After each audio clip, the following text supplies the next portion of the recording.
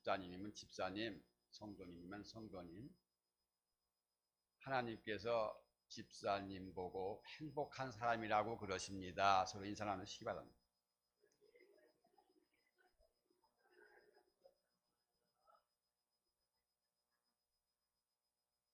우리 앞에 손상현 집사님한테도 인사 좀 해드려요.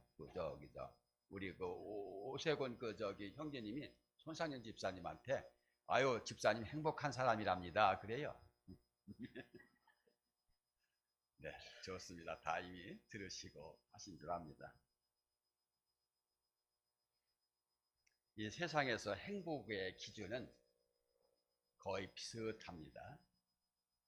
세상적인 조건이 채워지면은 다 행복하다고 생각을 합니다. 그런데 행복은 그런 조건이 아니라 자신을 제대로 볼 때 행복이 무엇인지를 깨닫게 됩니다.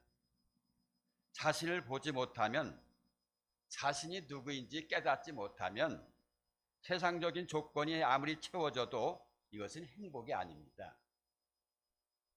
물론 그 순간은 행복하다고 말할지도 모르지만은 시간이 지나면은 그것이 행복이 아니라 불행했다는 것을 깨닫게 됩니다. 그래서 성도는 반드시 자신이 어떤 모습인지를 알아야 됩니다. 거울을 보라는 말이 아니에요. 자신의 그 본질, 내면의 본질의 모습을 보아야 된다 이겁니다. 자신의 내면을 보고 내가 얼마나 큰 죄인인지를 내가 보아야 됩니다.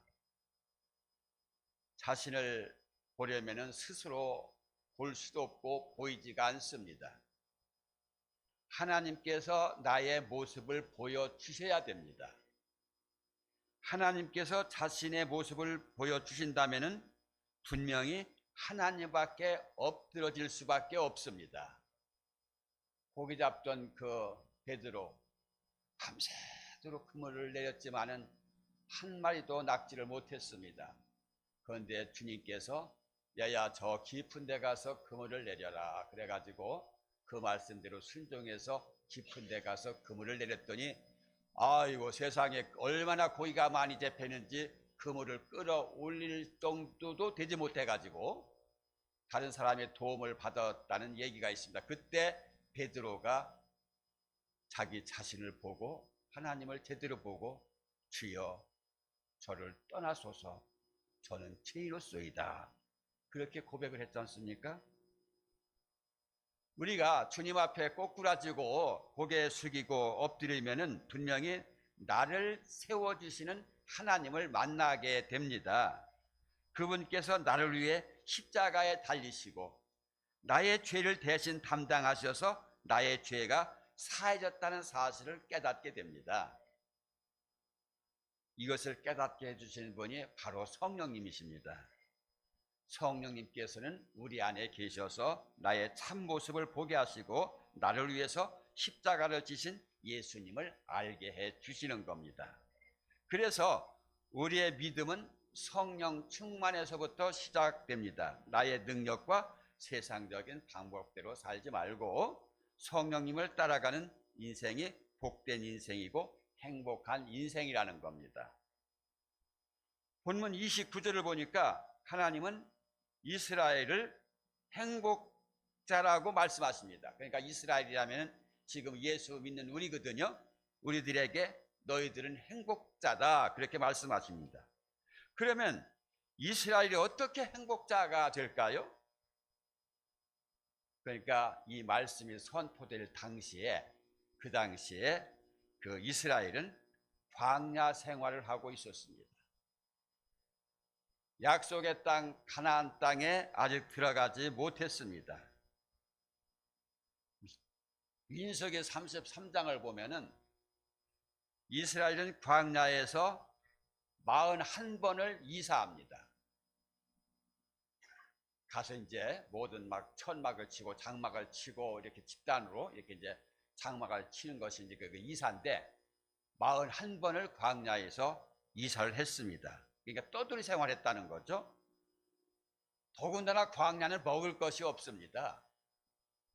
마실 물도 제대로 없습니다. 정말 어려운 땅, 그것이 광야입니다. 그런데 하나님은 모세를 통해서 이스라엘이 행복자라고 말합니다. 그 참 희한하지 않습니까? 아니, 광야에서 먹을 것도 없고 그런 데서 사는 그 이스라엘 보고 행복자다? 우리가 생각하는 일반적인 그 행복에는 몇 가지 조건이 있죠. 일단 건강해야 하고, 문제가 없이 평안해야 하고, 물질이 넉넉해야 하고, 또 자기들이 원하는 그 행복 조건들이 있습니다. 그런데 이스라엘 백성들은 광야에서 그런 조건이 아무것도 없었거든요. 그럼에도 하나님은 모세를 통해서 이스라엘의 행복한 사람들이라고 말씀하고 있습니다. 이해가 되지 않죠?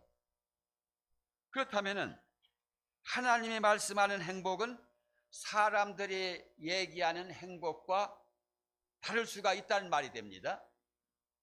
그런데 하나님은 실수가 없으신 분이잖아요. 완전하고 완벽한 분이시고 전능하신 하나님이잖아요.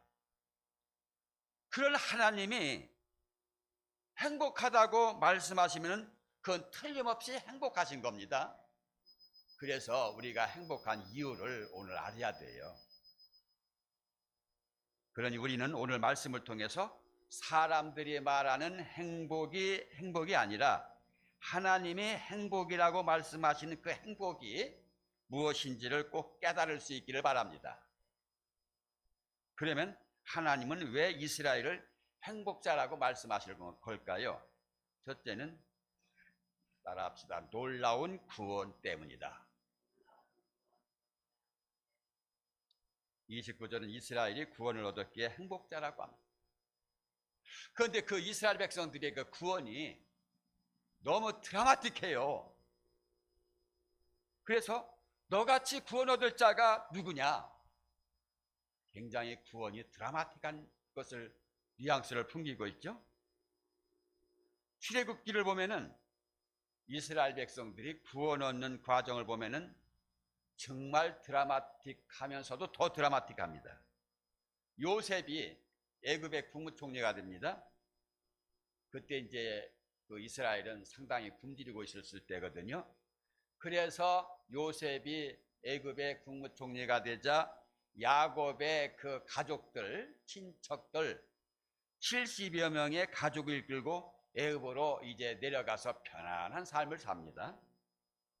그런데 요셉이 국무총리로 있었을 당시에는 힉소스 왕조였는데 힉소스 왕조가 무너지고 새 왕조가 들어서면서 요셉을 부정하고 이스라엘을 핍박하기 시작합니다. 역사학자들은 이때가 애굽의 18조 왕조 아멘호텝 1세라고 얘기합니다. 그리고 핍박받은 기간은 120에서 130년 정도 됩니다. 그런데 문제는 그 핍박이 점점 강도가 세집니다.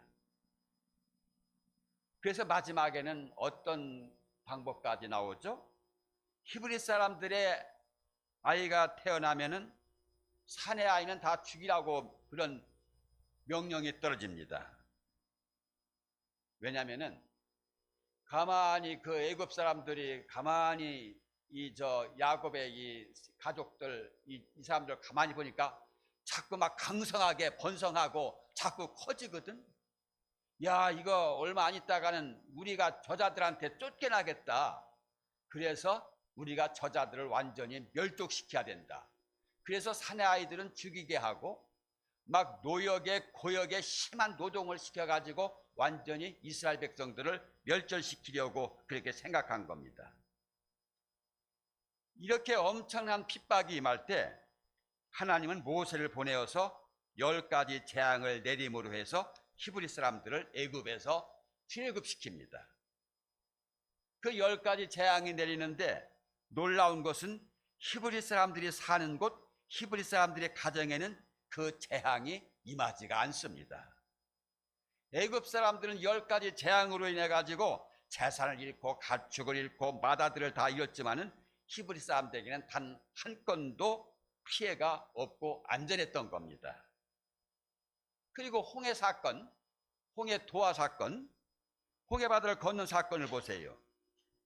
애굽의 엄청난 그 군대가 쫓아옵니다. 그래가지고 그 이스라엘 백성들은 홍해로 이제 막다른 골목에 이르렀는데 하나님께서 홍해 바다를 육지처럼 다 길을 내가지고 그 이스라엘 백성들이 홍해 바다를 건널 때 뒤에서 애굽 군대는 쫓아오고 이스라엘 백성들이 바다를 다 건너고 난 뒤에 애굽 사람들이 바다 중간에 있을 때 물이 합쳐져 가지고 애굽 군대가 다 전멸하지 않습니까? 하나님의 그 놀라운 은혜로 히브리 사람들의 구원이 이루어진 거예요. 이게 굉장히 중요한 거죠. 사람들은 구원받은 것을, 내가 예수 믿고 구원받은 것을 복이라고 생각하지를 않습니다. 그러나 하나님은 구원이 복이고 행복이라고 말씀하고 있습니다. 왜 그렇습니까? 구원받은 사람들은 하나님의 심판을 면하게 되고 영원한 지옥의 형벌을 면할 수 있기 때문에 그런 겁니다. 나중에 한번 여러분 지옥 한번 가보세요. 얼마나 무서운지 모릅니다.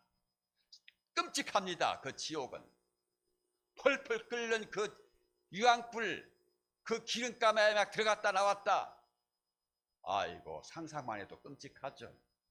그런데 구원받은 백성들은 그게 없다 이 말이야. 그러니 얼마나 구원받은 것이 복이고 행복입니까?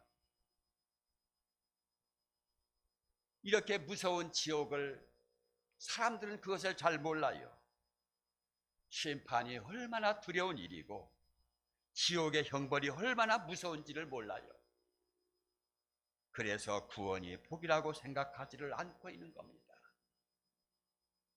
그러나 하나님의 말씀하신 대로 구원은 복이고 행복입니다. 구원은 어느 것보다 굉장히 크고 놀라운 복입니다. 그래서 하나님은 이스라엘 사람들에게 너희는 행복자라고 말씀하고 있는 겁니다.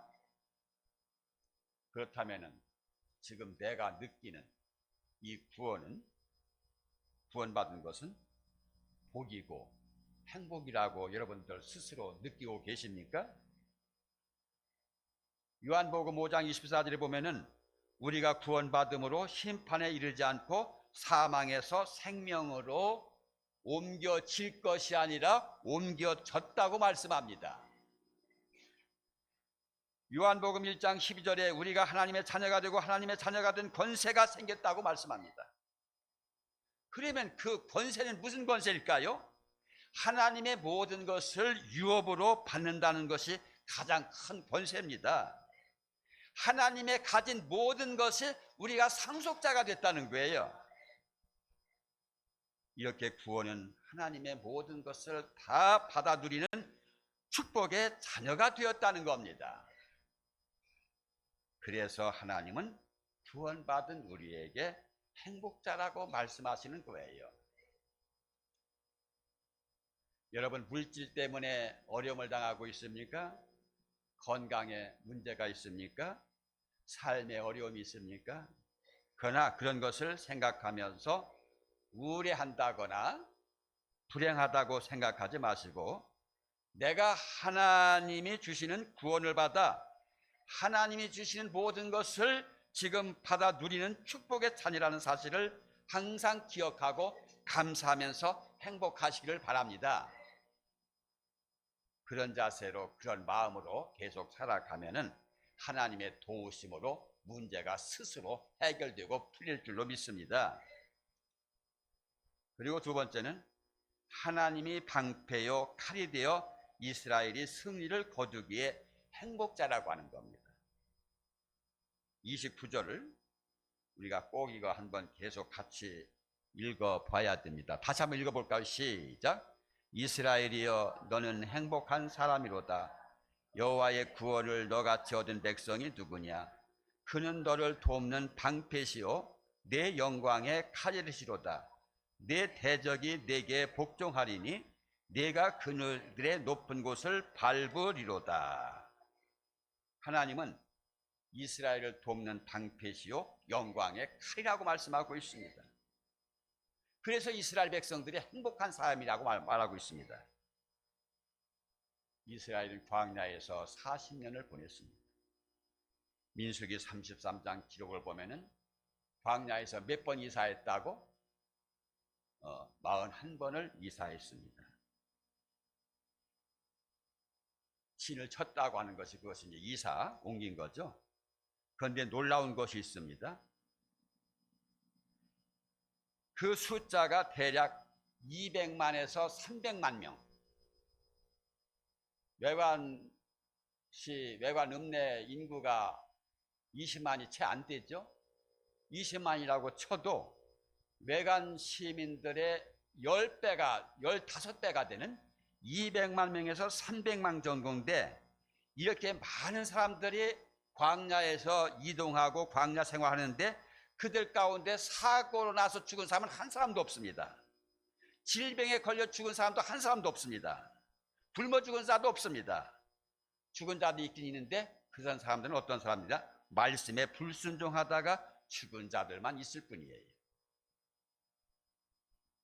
이런 이스라엘 사람들의 그 모습을 느헤미야도 이제 그 느헤미야서에 기록해 놨더라고요. 그러니까 이제 모세 시대의 느헤미야 시대는 한 400년 더 이후에 일어난 일입니다. 그때 느헤미야가 이렇게 설명하죠. 40년 동안 들에서 기르시되 부족함이 없게 하심으로 그 옷이 헤어지지 아니하였고 발이 부르트지 아니하였사오며 또 나라들과 족속들을 그들에게 각각 나누어 주심에 그들이 시은의 땅 곧 헤스본 왕의 땅과 바산 왕 옥의 땅을 차지하였나이다. 우리가 잘 아는 대로 광야는 낮에는 덥고 밤에는 춥습니다. 그런데 하나님께서 낮에는 구름기둥, 밤에는 불기둥으로 이스라엘 백성들을 인도해 주셨죠. 목이 마르다고 하면은 마실 물을 주셨습니다. 또 아침마다 하늘에서 이상한 그 가시 같은 만나를 내려 보내주셨습니다. 그래서 굶주린 사람이 없었습니다. 정말 하나님은 이스라엘의 방패가 되어 모든 것을 막아주셨고 칼이 되어서 앞서가서 모든 길을 열어주셨습니다. 그러기에 행복자라는 겁니다. 제가 이번에 말씀 준비하면서 또 한 가지 깨달은 것이 있는데, 항상 우리가 금요 기도회 때 기도할 때 약한 영들을 물리치는 기도를 하지 않습니까? 왜? 하나님께서 우리에게 뱀과 전갈을 밟을 수 있는 그 권세를 주셨거든. 그런데 오늘 구약에도 가만히 보니까 어떤 말씀이 나오냐니까 그 칼과 방패가 되어 주셨다는 것이 나오고 있죠. 구약에도 이런 말씀이 있었네. 그래가지고 참 이스라엘 백성들이 행복자라는 겁니다. 여러분, 어린애들 있죠, 어린아이들. 어린아이 특징이 여러 가지가 있지만은 잘 웃는 특징이 있습니다. 그래서 어떤 통계를 보니까 어린아이들은 하루에 300번에서 500번 웃는다고 합니다. 그런데 이제 어른이 되면은 7번에서 10번으로 바뀐답니다. 이제 웃음이 팍 떨어져 버리는 거죠. 아마 심지어 한 번도 웃지 않는 그런 사람도 없지 않아 있을 겁니다. 왜 그럴까요? 힘들고 어려운 일들이 많으니까 그렇겠죠. 제가 아는 그 지인 한 사람이 그 아내가 미리 이렇게 세상을 떠났어요. 그래서 이제 결혼을 앞둔 그 자식이 하나 있었고, 남자 사내 자식이 있었고, 이제 본인이 이렇게 이제 둘이 살고 있는데, 그 본인이 이런 얘기를 하더라고요. 나는 우리 집 아들과 하루에 4글자밖에 대화를 하지 않는데요. 그게 뭔데요? 그랬더니 회사 갔다 오면 왔냐? 네. 또 이제 갈 때 가냐? 네. 그거밖에 말이 없다는 거예요. 그러니까 가정에서 아내의 역할이 굉장히 큽니다. 있고 없고가 그 가정의 분위기가 완전히 달라요. 그런데 어린아이들은 왜 많이 웃을까요? 부모님이 방패와 칼이 되어 주시기 때문입니다. 어떤 문제가 있어도 부모가 다 해결해 주고, 어떤 일이 있어도 부모가 다 해결해 줄 것이라는 그 믿음이 있기 때문에 그런 거거든요. 그런데 우리는 하나님을 아버지라고 부르면서 그런 믿음이 없습니다. 문제를 해결해 주고 어려운 일을 다 처리해 주실 것이라는 믿음이 없어요. 그래서 요한복음 16장 23절에 지금까지는 너희가 내 이름으로 아무것도 구하지 아니하였으나 구하라 그리하면 받으리니 너의 기쁨이 충만하리라. 그렇게 말씀하셨어도 구하지를 아니에요. 그러니까 예수를 믿어도 행복이 없는 거예요.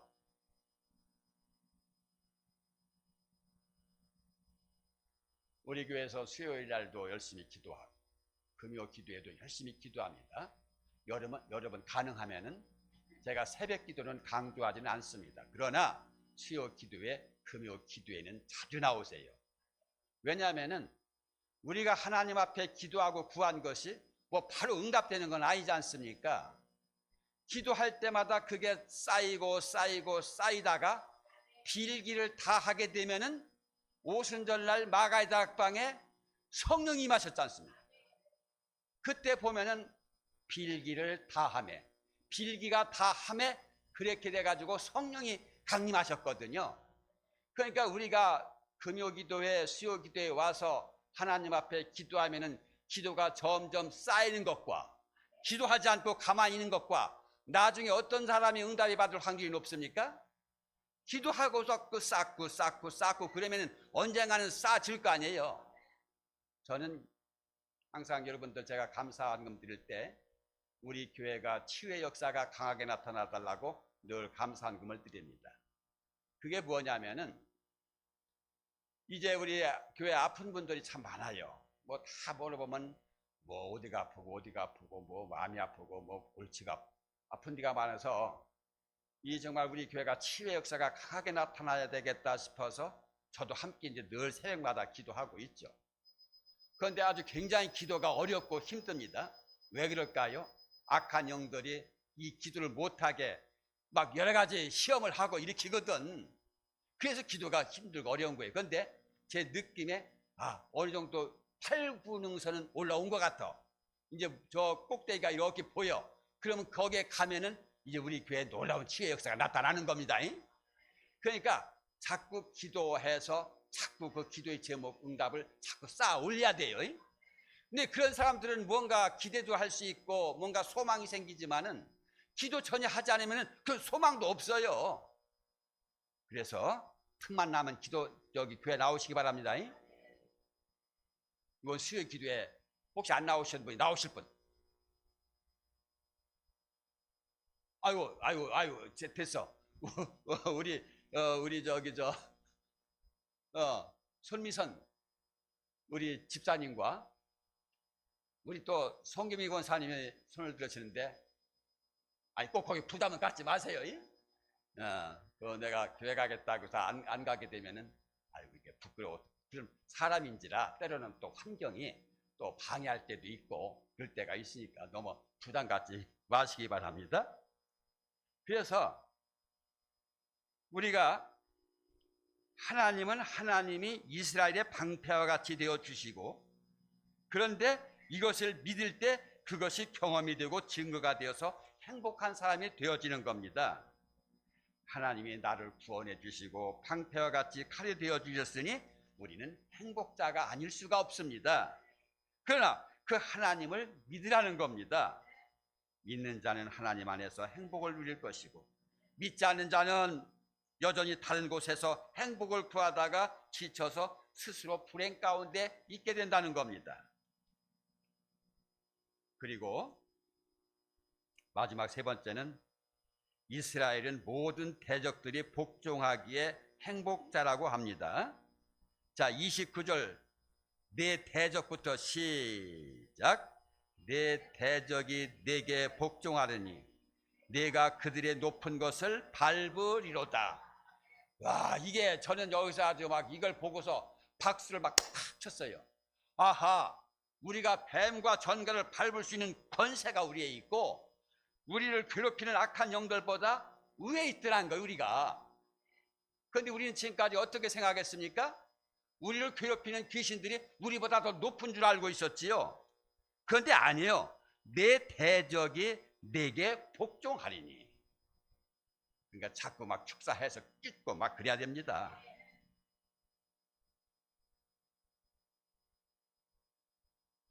마귀의 유혹 앞에 넘어지고 물질 앞에 넘어지고 건강 앞에 넘어지고 내 성질 앞에 넘어집니다.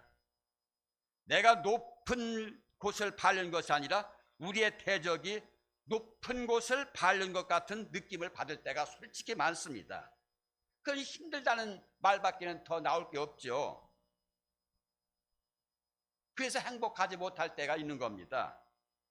그런데 여러분, 출애굽 사건 때 모세에게 있었던 일을 한번 생각해 보세요. 바로 왕의 남자는 다 나일강에 던져 죽이라고 합니다. 그 명령을 받고 애굽의 군사들이 집집마다 다 방을 뒤지고 집을 뒤집니다. 얼마나 많은 어린아이들이 희생되었을까요? 노동의 강도는 점점 세어집니다. 그래서 히브리 사람들이 하나님 앞에 향해 부르짖습니다. 그러자 하나님께서 그들의 부르짖음을 들으셨지 않습니까? 그런데 문제가 무엇입니까? 아니, 아무리 부르짖어도 달라지는 것이 없어. 후에 모세라는 사람이 나타나서 내 백성을 보내라고 하자 바로 왕은 이들이 시간이 남았더니 딴 생각을 한다 하면서 점점 더 어려운 고역을 시킵니다. 기도하고 부르짖어도 보았습니다. 그런데 달라지는 것이 없어요. 그런데 중요한 사실이 있습니다. 그 고된 노동으로 말미암아 부르짖는 소리가 하나님께 상달된지라 하나님이 그들의 고통 소리를 들으시고, 하나님이 들으신 건 게 얼마나 좋은 겁니까?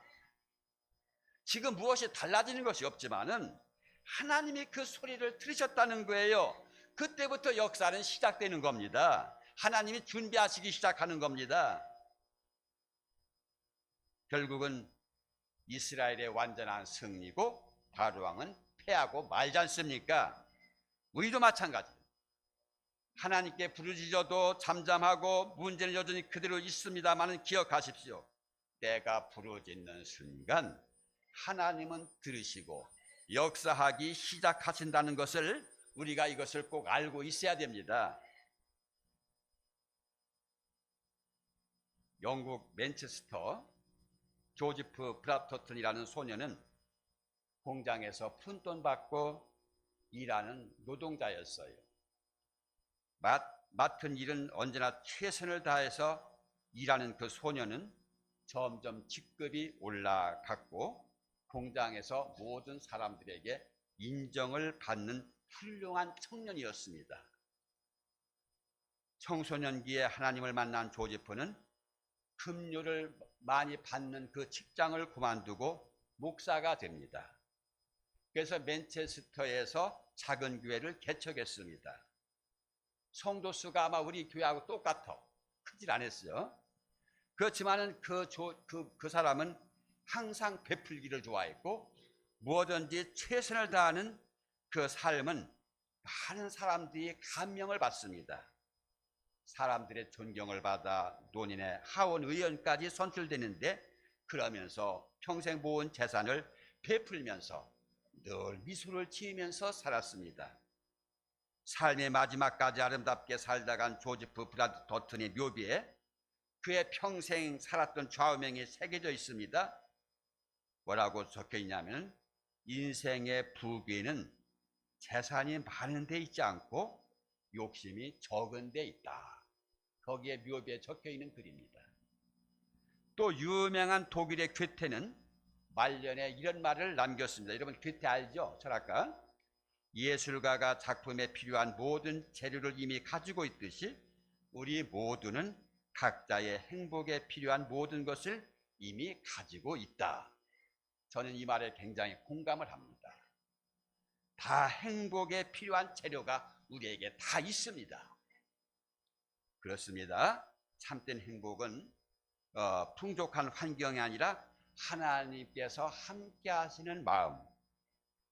행복에 필요한 것은 하나님께서 이미 우리에게 모두 주셨다는 거예요.